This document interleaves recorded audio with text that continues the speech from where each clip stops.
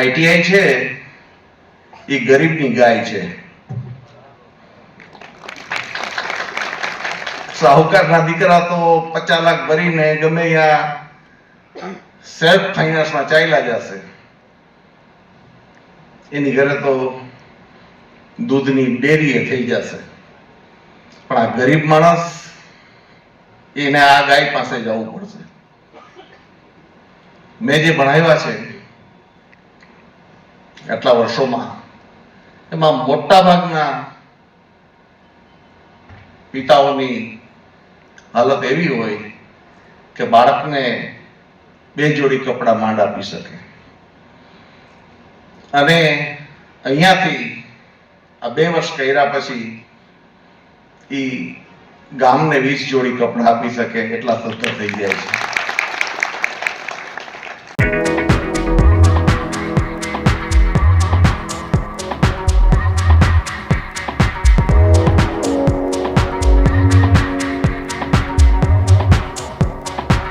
ITI Jamnagar પરિવાર દ્વારા આજરોજ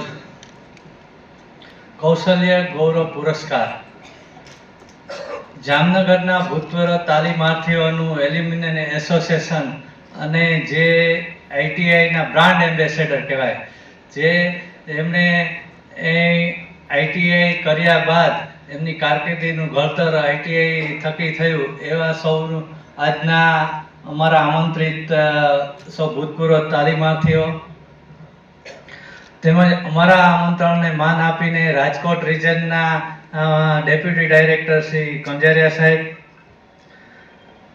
સૌ કોઈ પણ વખતે અમારે આઈટીઆઈ જામનગરને જરૂરત કોઈ પણ જાતની હોય ત્યારે સતત અમારા માર્ગદર્શક એવા આઈટીઆઈ જામનગરના જ ભૂતપૂર્વ વિદ્યાર્થી અને ભારત સરકાર દ્વારા એમનું સન્માન થયેલું બ્રાન્ડ એમ્બેસેડર તરીકે એવા શ્રી સદાશ્રી જાડેજા સાહેબ, આજના કાર્યક્રમના મુખ્ય અમને આયોજન માટે મુખ્ય ડોનર એવા પેસ્ટ એલાયન્સ બેંગ્લોરમાંના ગુજરાતના પ્રોજેક્ટ મેનેજર એવા શ્રી ઇમરાનભાઈ અંસારી, આઈટીઆઈ મહિલા આઈટીઆઈના આઈએમસી ચેરમેન અને કોઈ પણ સમયે ક્યારેય જરૂર પડે ત્યારે કોઈ પણ જાતની સેવા માટે તત્પર એવા ગોકુલ એસોસિએટના એમડી શ્રી અક્ષિતભાઈ, એમની સાથે પધારેલા ટોયોટો કિર્લોસ્કર ગુજરાતના એરિયા મેનેજર શ્રી મનદીપસિંહજી, તેમજ જામનગર રોજગાર અધિકારી સરોજબેન શાંતપા મેડમ અને અમારે જામનગર જિલ્લાના આઈટીઆઈના પ્રિન્સિપાલ શ્રીઓ. આઈટીઆઈ જામનગર પરિવાર આપનો ધન્યવાદ પાઠવે છે અને ખૂબ ખૂબ વેલકમ સાહેબ.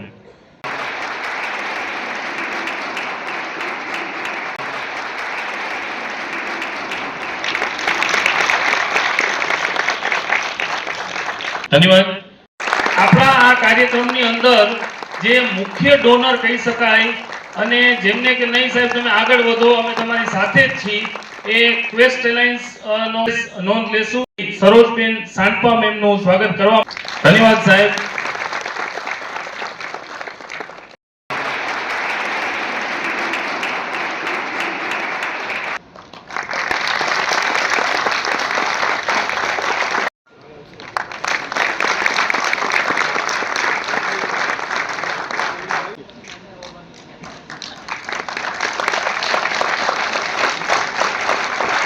ખૂબ જોરદાર તાળીઓ થવી જોઈએ મિત્રો.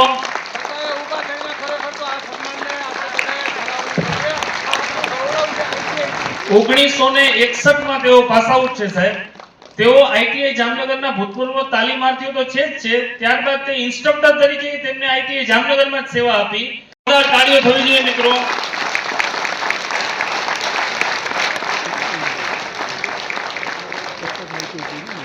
સાથીઓ 1957માં આઈટીઆઈ શરૂ થઈ, 1961 ની બેચમાં રાવલ સાહેબ પાસ થયા. આઈટીઆઈ જામનગરમાં ટ્રેની થી આઈટીઆઈ જામનગરના આચાર્ય સુધીની એમની સફર છે. છેલ્લે ઇન્ચાર્જ આચાર્યથી રિટાયર થયા એનસીસી માં એમને બહુ દીર્ઘકાલીન સેવાઓ આપી છે. ખૂબ જોરદાર તાળીઓ થવી જોઈએ.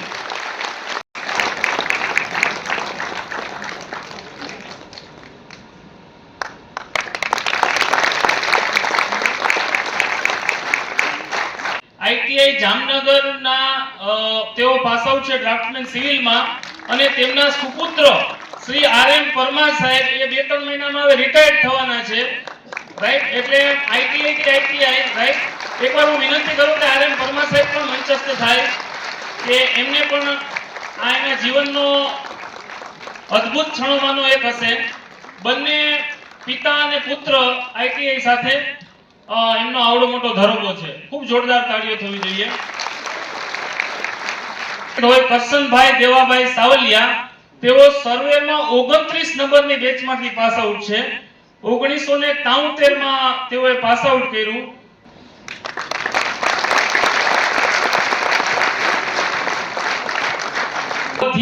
અશોક કુમાર દેવેન્દ્રનાથ, તેઓ 32 નંબરની બેચમાં 1975 માંથી પાસ આઉટ છે. સાથીઓ, અશોક કુમાર સાહેબ એ મુંબઈથી આપણી વચ્ચે આવ્યા છે.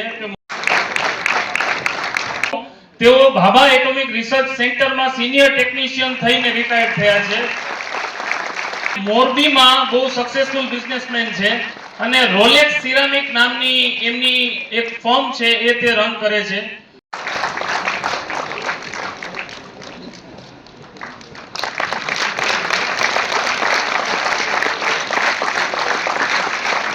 ગુજરાત ગૌરવ પુરસ્કારથી તેઓ સન્માનિત છે સાહેબ.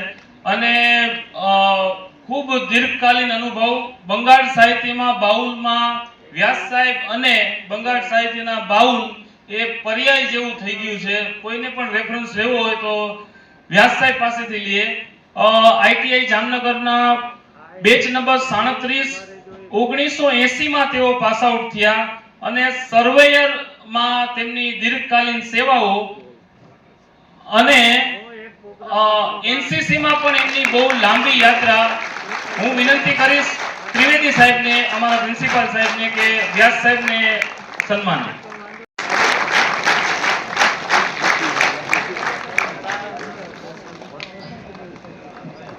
વ્યાસ સાહેબને 3 થી વધુ યુનિવર્સિટીઓએ પીએચડી ની પદવી, માનદ પીએચડી ની પદવી આપી છે.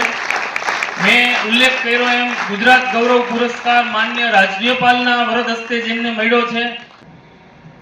સર્વે ભૂતપૂર્વ વિદ્યાર્થીઓ અને અમારા સૌનું ગૌરવ એવા તમને જોઈને ખરેખર બહુ આનંદ થાય છે. તમને સૌને મારા પ્રણામ. કૌશલ્ય ગૌરવ પુરસ્કારમાં આપણી સાથે જોડાઈ અને આપણને સૌને ગૌરવાન્વિત કર્યા છે એવા ગીતા મશીન ટૂલ્સના ફાઉન્ડર અને ચેરમેન એવા સરદારસિંહ જાડેજા સાહેબ, ક્વેસ્ટ અલાયન્સમાંથી પધારેલા ઇમરાનભાઈ, આખી આઈટીઆઈની ટીમ, ત્રિવેદી સાહેબ, તમામ સુપરવાઇઝર મિત્રો, અને જેના માટે આપણે ભેગા થઈએ છીએ તેવા ભૂતપૂર્વ એલ્યુમનાઈ એવા સર્વે તાલીમાર્થીઓ ભાઈઓ અને બહેનો, આપ સર્વે આજે અહીંયાથી ભેગા થયા છો એનું કારણ છે કે તમને આઈટીઆઈ જામનગર માટે કોઈક પણ જગ્યાએ હૃદયમાં એક ગર્વ છે કે યસ, હું આઈટીઆઈ જામનગરનો વિદ્યાર્થી છું. અને આ એક ઘણા બધા મિત્રોને ભેગું પણ થવું હશે, પણ કોઈ સમહાવ કોઈ પણ જગ્યાએથી પોતાના વ્યસ્ત શેડ્યુલ, પોતાની જવાબદારી, કૌટુંબિક જવાબદારી, દાદા 1963 કે 65માંથી આઈટીઆઈ કરેલા હોય અને ચાલી ના શકતા હોય, પોતે પણ ઇન્સ્ટ્રક્ટર હોય, પોતાનો દીકરો પણ ઇન્સ્ટ્રક્ટર હોય, 2 પેઢી કે જેના ડીએનએમાં જ આઈટીઆઈ વણાયેલી હોય, એ જ્યારે અહીંયા આવવું હોય તો એની તબિયત પણ ઘણી બધી ખરાબ હોય, પણ જ્યારે એક પ્લેટફોર્મ મળે છે, સંસ્થામાંથી એક ઇનિશિયેટિવ લેવામાં આવે છે, તો એનાથી માત્ર આપણે ભેગા નથી થતા, પણ એક સમૂહ ભાવના, એક પરિવાર ભાવના કેળવાય છે. સાથે અહીંયા આવવાથી કદાચ ઘણા બધા આઈટીઆઈ જોશે, એમને પણ લાગશે કે આવડું મોટું મલ્ટી સ્ટોરી બિલ્ડિંગ, અમારી વખતે તો નાના નાના વર્કશોપ હતા, રૂમ હતા, આટલી બધી સારી ફેસિલિટીમાં આઈટીઆઈ ચાલે છે. હા, હવે ભારત સરકાર અને ગુજરાત સરકાર સ્કિલ ઇકોસિસ્ટમ ઉપર ખૂબ જ ભાર આપી રહી છે. આપણે બધા જ જાણીએ છીએ કે દેશ વિદેશમાં જે પણ ઇન્ડસ્ટ્રીઝનો ગ્રોથ છે, એ ગ્રોથ તો જ રહી શકશે કે જો સ્કિલ મેન પાવર પ્રોવાઈડ થશે. ઇન્ડસ્ટ્રીઝમાં હું તમને ખાલી જામનગરની વાત નથી કરતો, કોઈ પણ ઇન્ડસ્ટ્રીયલ ક્લસ્ટરમાં તમે કોઈ પણ ઇન્ડસ્ટ્રીઝમાં જાઓ એટલે તમને એવું જોવા મળશે કે સાહેબ મારે 10 મિકેનિકલ જોઈએ છે, 10 ટર્નર જોઈએ છે, 10 મશીનિસ્ટ જોઈએ છે, 5 ઇલેક્ટ્રિશિયન જોઈએ છે, 5 મને સર્વેયર કે એના કોઈ પણ એક પ્રકારના ટેકનિશિયનની જરૂરિયાત છે. મેન પાવરની આ શોર્ટેજ પૂરી કરવામાં સૌથી મોટો કોઈ કી પરફોર્મન્સ બજાવવાનું હોય તો આપણી આઈટીઆઈ નિભાવવાનું છે. અને આ પરફોર્મન્સમાં તમે બધા જ સહભાગી થયા છો.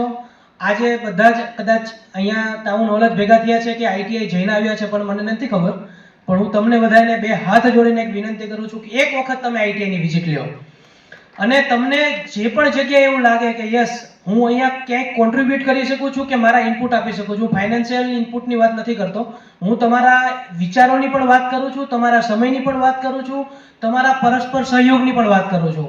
આ સહયોગ જ આપણને બધાને બેસ્ટ બનાવશે. યસ આપણે તો ભણી અને બહુ સારી જગ્યાએ સેટ થઈ ગયા છીએ, પણ જે આ નવી જનરેશન નવી પેઢી છે જેટલા તમે સેન્સિટાઇઝ હતા કદાચ એટલા અત્યારે સેન્સિટાઇઝ હોય પણ ખરા અને ના પણ હોય. તો આ સેન્સિટાઇઝ કરવાની જવાબદારી આપણા બધાના શિરે છે. આપણે વડીલો તરીકે એક સારી ફરજ નિભાવીએ અને આ દેશ ઘડતરમાં, રાષ્ટ્ર ઘડતરમાં, સમાજ ઘડતરમાં યોગ્ય ફાળો આપીએ અને એક સરસ મજાનો જે ભેગા થવાનો હેતુ છે એ હેતુ સિદ્ધ થાય. ફરીથી તમને બધાને જોઈને ખૂબ આનંદ થયો. આવી જ રીતે કોઈ પણ કારણ વગર પણ મળતા રહેવું ને એ પણ એક બહુ સારી રિસ્પોન્સિબિલિટી છે. તો તમે ફરીથી વર્ષો મળતા રહ્યો. તમામને માત્ર એક સર્ટિફિકેટ કે એક સ્મૃતિ ચિહ્ન એ અગત્યનું નથી, પણ તમને બધાને અહીંયા બોલાવી તમારું સન્માન કરવું એ માત્ર તમારું સન્માન નથી પણ જે સ્ટેજ ઉપર બે છે એનું પણ સન્માન છે. જે સરદારજી બાપુ છે એમને તો ઘણું બધું કામ કરેલું છે, કદાચ એમની કીર્તિ કહીએ એટલી ઓછી છે. એમની સાથે સ્ટેજ શેર કરવા માટે પણ અમે બધા ઘણા બધા પ્રયત્નો કરતા હોઈએ છીએ. તો આજે અમને બધાને તમને મળવાની તક મળી, તમારી સાથે તમારી સારી વાતો, તમારી સિદ્ધિ એ જાણવાની તક મળી. એના માટે હું તમારો ખરેખર ખૂબ આભારી રહીશ. ઇન્વાઇટ કરવા માટે મને પર્ટિક્યુલર અહીંના પ્રિન્સિપાલ શ્રી ત્રિવેદી સાહેબ મારી પાસે આવ્યા, મને કીધું કે સાહેબ આવવાનું છે. યસ, વ્યસ્ત શેડ્યુલ તો છે જ, પણ તમારા કરતાં કોઈ કિંમતી નથી. તમારા ભૂતપૂર્વ વિદ્યાર્થીઓ, તમે અમારી ફેમિલી છો અને ફેમિલીને મળવા માટે કોઈ પણ ફેમિલી પેરેન્ટ્સ ક્યારેય પણ વ્યસ્ત રહી શકે નહીં. અગેન ખૂબ આભાર. Thank you. જય હિન્દ, જય ભારત.